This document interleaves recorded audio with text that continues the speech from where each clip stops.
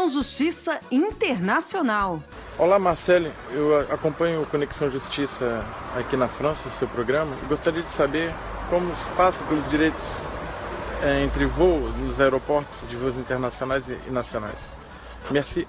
A gente é quem agradece, Ricardo. É claro que o Conexão Justiça vai te ajudar, sim. Para isso, a gente convidou o Dr. Sérgio Murilo França, membro da Comissão de Direito do Consumidor da OAB, aqui no Espírito Santo. Doutor, tem essa diferença entre voo nacional e internacional? Tem sim, Marcele. Uma decisão do Supremo Tribunal Federal do ano passado acabou por diferenciar essas regras. O STF definiu que para voos internacionais, a limitação do valor de indenização por danos materiais em casos de extravio ou perda da bagagem, do consumidor, e também em casos de atraso ou cancelamento de voo. Então nós temos as limitações materiais que chegam para o caso de extravio de bagagem por volta de R$5.000 e para os casos de atraso ou cancelamento de voo em torno de R$24.000. O consumidor deve ficar atento quanto ao prazo para acionar a justiça em caso de algum dano material sofrido. Há diferença entre voos nacionais e internacionais. Como para os voos internacionais são aplicadas as convenções de Varsóvia e de Montreal e não o Código de Defesa do Consumidor, o prazo então para se recorrer à justiça, em que o consumidor tem para poder pleitear essa possível indenização por danos materiais, é de 2 anos e não um prazo de 5 anos, que é o prazo do Código de Defesa do Consumidor e que é aplicado para o caso de voos nacionais. Já em relação a possíveis aborrecimentos, como extravio da bagagem, atraso ou cancelamento de voo, por exemplo, o consumidor tem até 5 anos para pedir indenização na justiça, tanto para voos nacionais como para internacionais.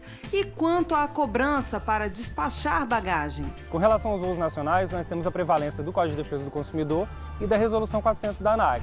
E essa resolução, ela acabou com a franquia obrigatória de bagagem que o consumidor tinha antigamente. Então, pela ótica do Código de Defesa do Consumidor, essa é uma prática abusiva, porque ela representa um retrocesso para o consumidor.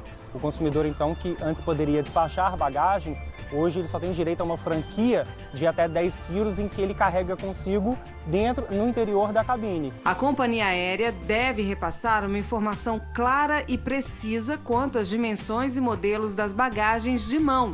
O consumidor não pode ser cobrado por aquilo que não foi informado.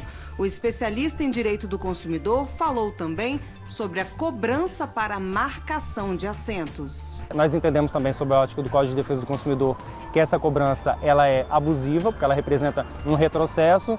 Imagine, por exemplo, nós temos famílias que viajam juntas, se elas não quiserem pagar por essa taxa para marcação antecipada do assento, elas vão viajar separadas, porque o sistema da companhia aérea vai acabar separando essa família, Então, aquele direito que era assegurado ao consumidor anteriormente, de marcar o seu assento de forma antecipada, de forma gratuita também, quando ele compra a passagem, ele foi retirado, ele foi suprimido. Dúvidas esclarecidas, Ricardo? Obrigada por nos acompanhar aí da França, viu? O Conexão Justiça está sempre de braços abertos para todos que querem aprender sobre os direitos que nos cabem. Merci!